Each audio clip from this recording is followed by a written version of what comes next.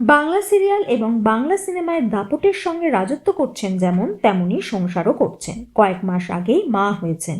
মাতৃত্বের 6 মাস পূর্ণ হওয়ার আগেই কাজ শুরু করেছেন ডেলি সোপে। এখন তিনি বাংলার ঘরের মেয়ে। সন্ধ্যে 7:30টায় জি বাংলায় দেখা যায় তাকে। তারই ধরি ধরি মণিকরিতে মাতৃত্বের পর প্রথম অভিনয় করেন অহনা দত্ত।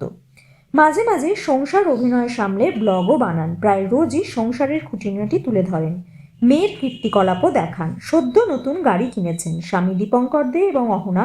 গাড়ি নিয়ে বাইপাসে নরেন্দ্রপুরের কাছে রাস্তার ধারে দাঁড়িয়েছিলেন, তখনই ঘটে দুর্ঘটনা। হঠাৎ করেই একটি গাড়ি তাদের দাঁড়িয়ে থাকা গাড়িতে এসে ধাক্কা মেরে দেয়। গাড়ি ব্যাক করতে গিয়েই দুর্ঘটনা। অহনা বলেন, গাড়ি দুর্ঘটনা বা রাস্তায় গাড়ির ঠোকা লাগা অস্বাভাবিক কিছু নয়, এটা হতেই পারে। কিন্তু গাড়িতে ধাক্কা মারার পর যে ব্যবহার করেছেন সেটা একেবারেই মানা যায় না। পাড়ার লোকেরাও ওদের সমর্থন করেছে, শুধু অভিনেত্রী ছিলেন বলে মারামারি হয়নি। তার স্বামী দীপঙ্কর বলেন, এমনভাবে তেড়ে এসেছিল ওরা যেন মারতে যাবে তাকে। ওরা বলেছে অফিসে গিয়ে যেন টাকা নিয়ে আসেন। গাড়ির চোট লাগলেও তাদের কোনো আঘাত লাগেনি, তারা সুস্থই আছেন। মীরা ছিল না, এটাই তাদের শান্তি।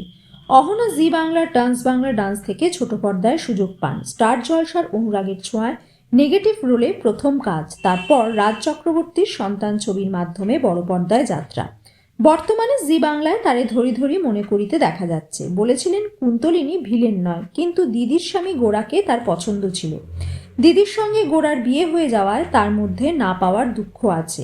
এখন কুন্তলিনীকে ভিলেনই মনে হচ্ছে।